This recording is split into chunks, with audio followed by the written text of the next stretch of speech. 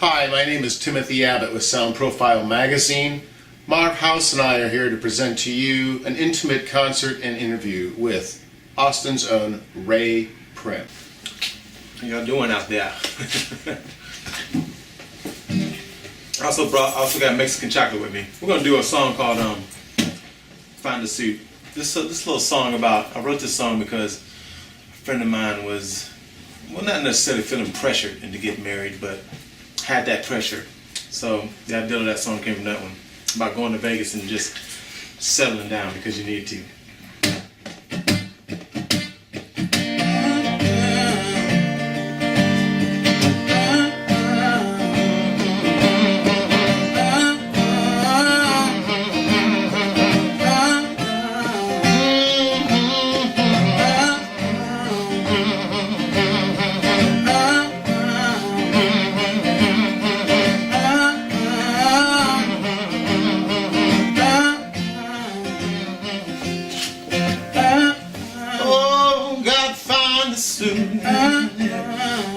Help me play the part, help me walk the line, yeah, make me settle down, 'cause the young days are gone. Let's call it like it is, fading in the rearview mirror. She keeps telling me it's now or never, and every story has a story.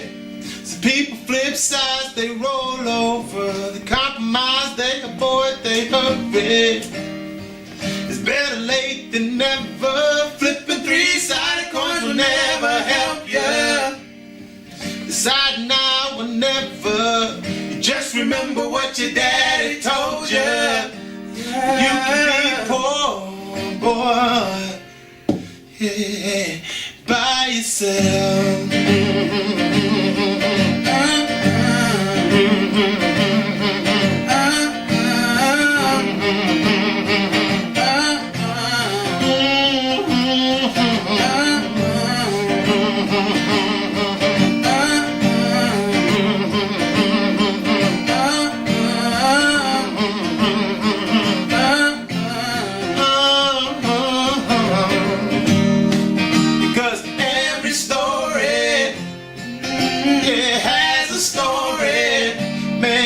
Flip sides and roll over. They compromise, they avoid, they hurry.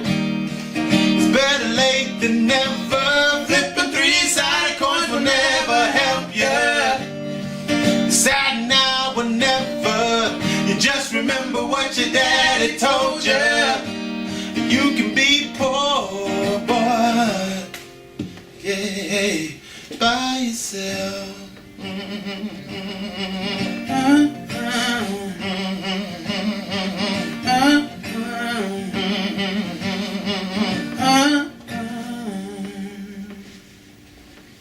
Wow, I love it. Thank you. Great harmonies, by the way. Thank you. These really sound great. Play some more. Was this song off your recent CD or the upcoming This CD? is going to be on the upcoming CD. I'm going to play a few tunes off the upcoming CD at first. Great. Go for it. Okay. Go for it. So this is the story about this one. I'm in a songwriting group. I started off in Bob Schneider's songwriting group, and I was in there for like 8 months. And then so I branched off and wanted to do my own with a guy named Tom Meany. And so the thing was, we're going to write 52 songs in 52 weeks. So every week you have to write a song. So right around week number 36, somewhere around there, you start getting worn out, right? So I was like, I'm going to turn the tape recorder on, and whatever comes out of my head, whatever comes off the top of my head, I'm going to leave it. I'm going to hit that spark of that moment. I'm not going to change any lyrics. I don't think it's going to be a song, but I'm not going to change any lyrics, whatever. And this is what came out. So it's pretty much about the internet and all that stuff. This one called Off the Top of My Head.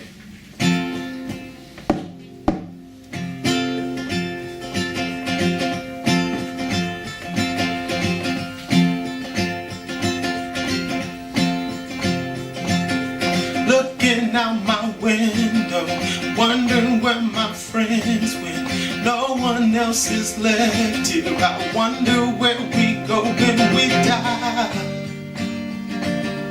Will you have that look in your eye? Let's pause beyond for just a minute. Act like we're not into anything they're saying. Please don't force your truth down my throat. I'd rather sit and soak here alone than to listen to anything they're saying. Why do people talk smack? Facebook was created to make us wanna argue, yeah. Still, there's nothing like a virtual friend who help you navigate through all the hashtags, decipher the emojis, LOL your ass off. OMG, I wanna go back to when a laugh was a laugh. Oh Lord, who do you think you are? Tell me how to feel. Who do you think you are? Tell me what is real. Who do you think? Looking at your iPhones, take a look around you. Everyone is human. Being different is just an illusion. Why is life so doggone confusing? I don't get why everyone is fighting. Elephants hate donkeys. The president's a Muslim. Why can't we just all get along? You can't be right if nobody's wrong. I said, oh Lord. I said, who do you think you are? Tell me how to feel. Who do you think you are? Tell me what is real. Who do you think you know? Go and make a deal. Yeah, babe. I said, who do you think? Looking out my window, wondering where my friends went. No one else is left here. I wonder where we going. Great song. Thank you. Pull another one out. I'm digging it. Don't stop. You're on a Cool. roll. Well, let's do this one. Let's slide this one down. Do this one. Give a little story behind this one. Is this also off your upcoming CD or? This one, no. This is a prop though. This one. Actually, this one I got the idea off of Facebook, and President Obama had come to town, and he was at the barbecue place, and there's it's Franklin's, and now there's a big line around the corner, and of course the president gets out, and I wouldn't expect the president to get in the back of the line and be a sitting duck, right? But some people complained about that. I said, okay, whatever. So then he gets it. So he cuts in front of the line, and then he pays for everybody who he cut in front of. So do you think that would be great? I never heard that story. Yeah, it's amazing. Yeah. You never hear that side of the story. So you think it would be great? So Facebook, okay. So somebody does a still shot of him paying, and they zoom in, and I guess it's some sort of J.P. Morgan credit card that he's paying with. So they're complaining about the card that he's using to pay for the people. I was like, this is ridiculous. So I just went home and I wrote this song. And my idea behind this song is I want this to be the last song that he plays when he's in office. I want him to don't say anything, hit play on this song, drop the mic, and walk off the stage, and just let this play while people listen. This song is called "To Whom It May Concern."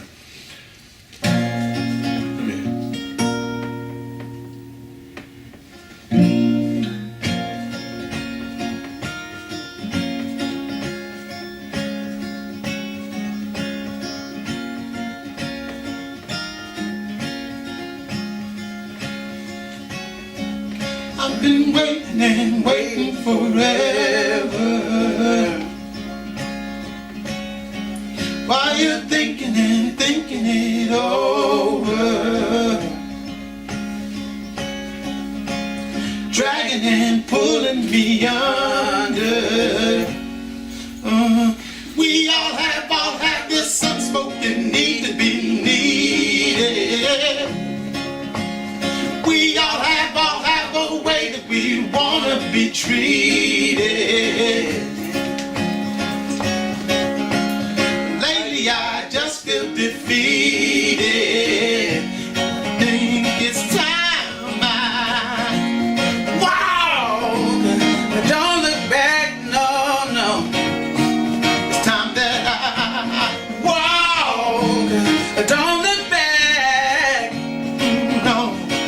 Let my middle finger be the last thing you see as I turn my back. Wow, won't look back, no. Yeah, pretending I'm cool is exhausting. Yeah, and playing your fool hell is costing. Lately I just can't stop laughing, can't stop laughing, can't stop laughing. It's time. Wow, don't look back, no. It's time that don't look back. Yeah, let my middle finger be the last thing you see as I turn my back. Wow, yeah.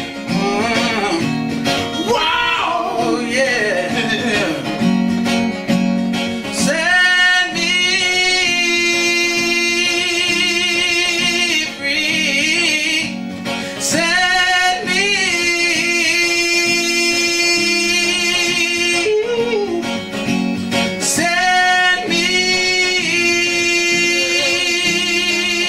free. Set me. Oh Lord, let me. Wow, don't look back, no. Wow, don't look back. Yeah. Let my middle finger be the last thing you see as I turn my back. Wow, yeah. Wow, yeah. Girl, watch me. Wow. Girl, watch me. Oh, watch me. Wow. Girl, watch me. I said watch me. Wow. Girl, watch me. Oh, watch me. Wow. So tell us where you come from. I moved here from Poughkeepsie, New York in '92. So I grew up in an IBM family where we moved around a lot. So I've lived in Alabama, born in Washington D.C., Cheverly, Maryland area. Lived in Huntsville, Alabama. Lived in Friendswood, Texas. So I got introduced to music a little bit after college. I was gonna play football and all that stuff, but it was a whole different level when college level. So I was like, I'm not even gonna try that. So I was like, what am I gonna do? So I got introduced to music through a friend, and it was actually Depeche Mode. The first thing keyboard is the first thing I tried to play with a friend, and we were writing. The first song I wrote was on a keyboard. It was like Depeche Mode kind of stuff. So I had two little Casios, the Casios that had the polka, had the 3 beats. And so the polka, the Bossa Nova, that was one of my beats. And so I couldn't play both of them at the same time, so I had her doing it. Then after that, her boyfriend, she had a boyfriend who said, and this is all in Austin, he had a boyfriend, and she's like, I have this friend he's playing keyboards, and he has a pretty good voice, and would you be interested in playing some stuff with him? So he comes over to the house with his guitar, and he played something. And I've always had a knack. If he plays something, I can come up with a melody. And so I started singing right away with him. I had no words, of course, I'm mumbling. And that right there was the birth of the first band I was in, Seven Stones. So I joined that band, Seven Stones, and got a chance to meet. I was gonna play. Then I got introduced to King's X. So then the next instrument I picked up was the bass, but that was too heavy around my neck. I said, "This is not gonna work." I was like, "I can't. This is not gonna work." I was trying to stand up and play it, and it was like, "This is not working." Yeah, Ray likes to dance when he stands. I do. I can't control myself. So here I am with this big bass. I told the guys, "Look, let's just get some other members." And so that's when we met some more members of Seven Stones, and that was the birth of that. And I did that. I toured around in Austin in the '90s, around the country with that band, rock band. And then after that, I was like, once I realized that, I was like, you know what? I don't really feel like doing this hard rock anymore, you know. So I need to. People always, because when I was coming back in town from touring, I would go to Babes. Remember Babes on 6th Street? Mm-hmm. I used to host a acoustic night, open mic night on Sunday nights when we get back in town. And people were really digging my acoustic songs that didn't translate well with the Seven Stones. I just, on the side, I said, you need to do more of that. So, of course, I didn't listen all the way with them. So when Seven Stones broke up, I still played electric guitar with the next band. I just added horns. Mm-hmm. So with Seven Stones, that was kind of down a little bit, but with horns. But we're still too loud for my taste. And then so another band that changed my life was I saw Damien Rice, and he played in a song and played Volcanoes, and I was like, you know what? That song Volcanoes, and he had a cello player and a backup female singer, and I was like, you know what? This is what I need to do. I want to simplify it. So I was getting Shaniqua, who was my other guitar. I was having her worked on. And the woman who works on my guitar happened to have a girl that helps her make violins. And so she was like, and I was telling her about mine. And every time you go to Elaine Filion, she has you play a song. So I was playing her song. She's like, oh man, that's a pretty song. And I was like, I want to get some violins. This is when I'm going to start moving towards Elaine. I was like, And she's like, well, I got the perfect person. And so April Stevens is who I met that day. And that was 6 years ago. Well, that's 5. You've been in the band for 5 years? Yeah, it's been a while. So 6 years ago, and that started what I'm doing now. And I haven't looked back. It's like it's just easier for me. It's easier to sing over, no hard electric and stuff like that. Maybe longer than 6 years. Maybe longer. Mm-hmm. Maybe so. Because Seven Stones Prim ended in 2008. So man, yeah, it's right around 7 years. Around 7 years. So Michael's been with you 5 years? Yep. Yeah, I met Michael at work. Yeah. Yeah, and you know what? He just happened to be singing at work, and I was like, man, he's fucking sing, And I was like, and at the time I had another backup singer, this girl Jen K. But I was like, man, we could get 3-part harmonies going, that'd be tight. So I asked him to come out. What was the first thing I think I asked you just to come out to a show, right? Mm-hmm. I just asked him to come out to a show. And I never went. You didn't go the first time, right? No, I kind of surprised him on one. Oh yeah, that's right. Just showed up at one. And then that was a wrap. I was like, well, why don't you come to practice? Why don't you come to this? And then eventually the girl moved to San Diego, and he's been with us. No, she moved to San Diego. Oh no, she went to San Francisco the first time. You're right. She went to San Francisco the first time. And so that it was a wrap. It's like, you know what? And that's it. We started calling him Mexican chocolate since then. So you heard why we call him that. You heard him singing. So do you have other band members? Yes, I do. I have 2 violin players in my band. Their name is I give everybody nicknames. So I wanted to. And people are like, so why do you do that? I was like, well, because I love hip hop. If I could be a rapper and I wasn't allergic to bullets, I could be a rapper. But I can't rap, and for some reason I bleed whenever I get shot. So I wanted to have like hip hop get nicknames. So that's everybody in my band. Even some of my albums, that's what a lot of them are listed at. So they'll probably kill me for doing it so official, but I'm gonna keep it real. The violin players, her name is Creole, Young Money, Alizé, Pretty Toe, Renee, The Ghost, Franklin. The other violin player's name is Gray Babe Stevens. We have a drummer named Jay Rizza. Our bass player's name is Muggsy Bogues, aka Strawberry Shortcake. Who else we have? We have a keyboard player, and her name is Tango Ray. And then we got Mexican Chocolate and me, and I go by Shamrock Defibrillator. And so that's our stage name. So that's what I try to say every time And people kind of catch along. What's funny is that he was fighting it for the longest time.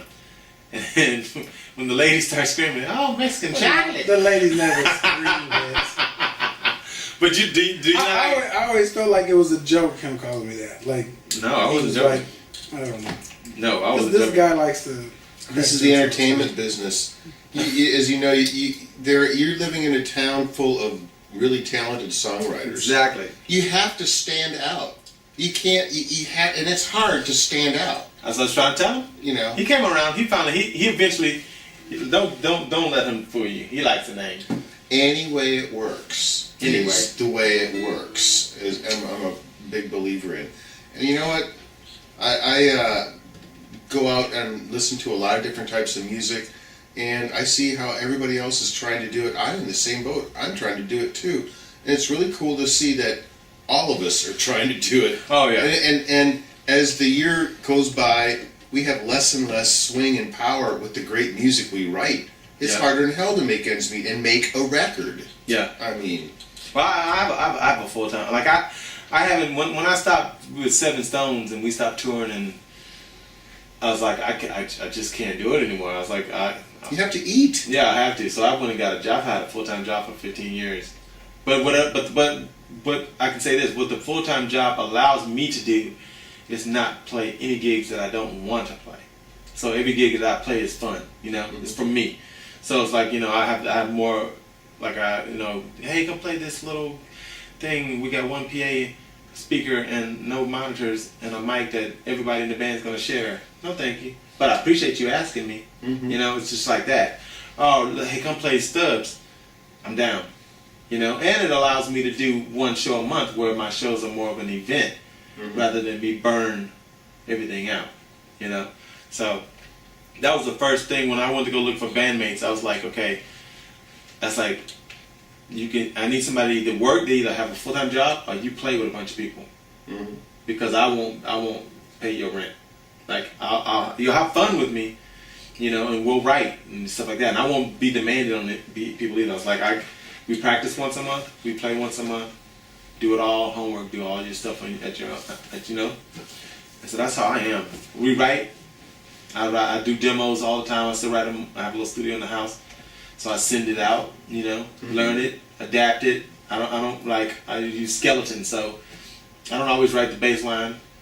Just send them a skeleton with the beat, the drum. Who I feel the worst for is the drummer, because I always have to have some sort of drum beat in mind when I'm writing. So he has to kind of come close to it. But Jay RZA still does his part to put his own stamp on it. Explain how it is you write. How do you get an inspiration for a tune? I mean, are you driving down the road? Does it hit you out of nowhere? No. Or do you methodically sit down and go, okay, I think I'll mess around and in this key today and see what comes up? You know, I've been listening to a lot of this artist lately, or whatever. I mean, because everybody writes differently, and it's a really cool thing to ask people how they write.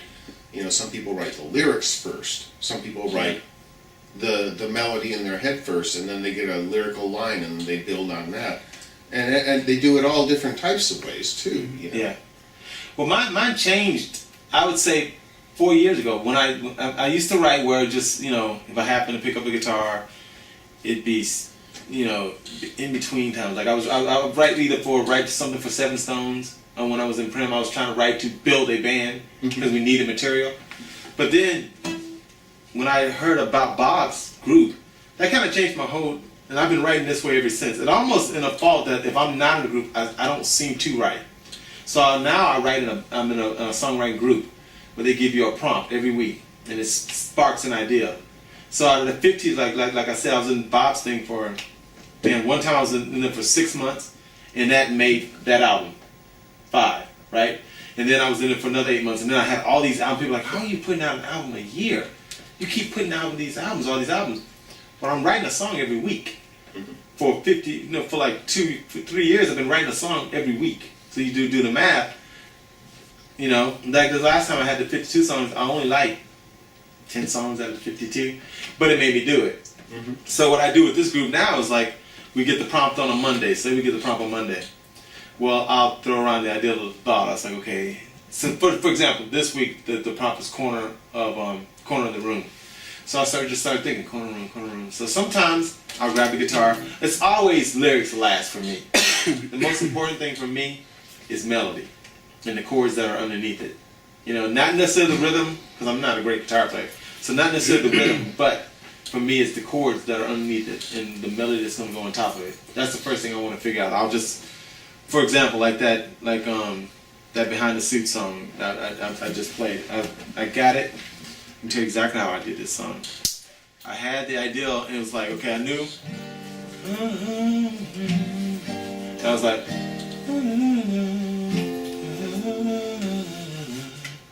you know, so that's why I was like, these are going to be my basic chords. So then I'll just kind of let that down. And so then the next thing I want to do, I want to see what do I want it to be slow? Do I want it to be fast? So I have a thing called Studio Drummer. And a lot of people will say, you know, I've had some people say, don't write off of drums, but to me it just helps me feel what kind of mood I'm in. So I'll go hear a beat, and then so that beat was like, so then after that I got my rhythm. It had an up back beat on it, so that helped me with the rhythm. And once I get that rhythm, then I like to bounce my melodies off of everything. I gotta find the soup and let it breathe. I think sometimes a lot of songwriters want to say as much as they can say and try to get all this, like they say, they write a poem and they're trying to get everything in it. Mm-hmm. I don't like to do that. I focus on the melody and the rhythm, and then I'll let the words fit in there and have that. Because half the time, the first second people are going to come to your show, they're not going to worry. A lot of times, they can't even hear what you're saying. Let's just be real. I mean, a lot of times, they don't even know what you're saying. But that melody will stick in their head. Let the melody get in there and let them want to figure out what you're saying next. If I don't have a melody that's going to catch them, then, you know, it doesn't do me any good. That's just how I do it. And then after that, I'll write the lyrics. And then sometimes it'll be about a TV show. Sometimes it'll be about life. Sometimes it'll be real serious. Like when 80's daughter passed away, I happened to have Shaniqua in my hand, and we had a prompt, and I just wrote it around that, and they write themselves. But I try not to, if it doesn't come to me within 30 minutes or something like that, mm-hmm. then I change my whole aspect of it, and I'll start trying to make like a retro dance, and I'll experiment with all my plugins, and I'll, you know, mm-hmm. I just try to make it, because if you don't turn the song in by midnight on Sunday, you're out of the group. And I've never missed a deadline. That's my thing. I will never miss a deadline. I don't want to get kicked out. So sometimes I make the deadline like I wanted to, and sometimes it doesn't work that way. So out of 52 times, 10 times, I think I hit the mark, at least for me. Mm-hmm. And the other times, they were horrible. But they're out there in the world, so. Yeah. It's always good to practice. Everybody practices. Some people practice on guitar, some people practice on keyboards. They practice alone. As a lyricist and a writer, there are many ways to practice. Yeah. You know, and that's one. Not every single song Bob Dylan or John Lennon or Paul McCartney wrote or Irving Berlin wrote was ever like kept. Not everything they wrote, and no one bats 1,000 in this business. No.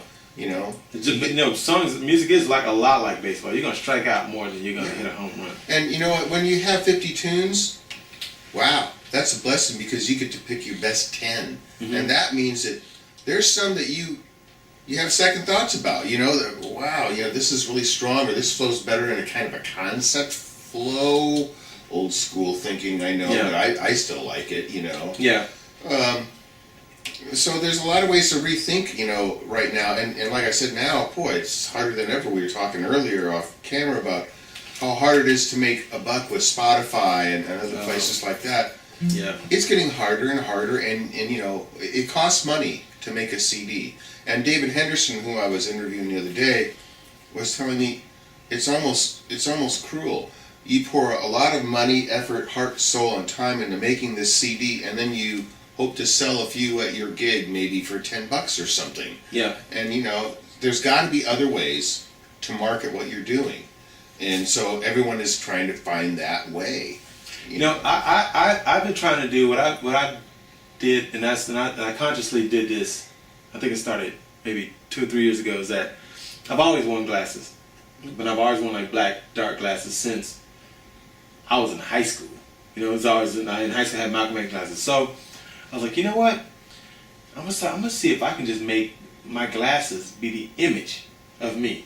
Like, you know, that's so kind of like Buddy Holly did. Mm-hmm. You know, and so now I have people sending me pictures of glasses. I get people that will draw stuff on their wrist of glasses.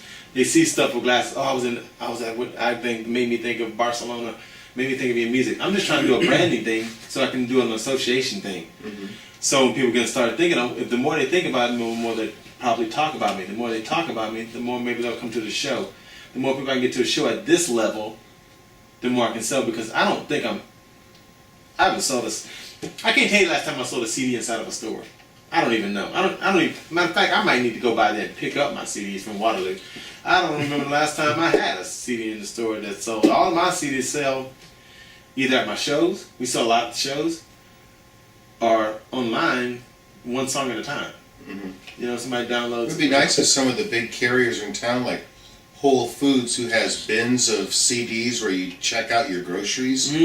They're all of major label West Coast artists, and it's like, it just flabbergasts me how I've raised a stink about this with them, and they refuse to change the policy. Like, wouldn't it be really cool if you could walk through that line and see the artists that I'm familiar with in Austin, and you're familiar with Austin, and their CDs are there for sale, and they're getting a cut of that action, and Whole Foods is getting a cut of that action, and that's a way to support Austin musicians who are starving to want to sell some of their product. I mean, I don't understand why that isn't pushed in a better light.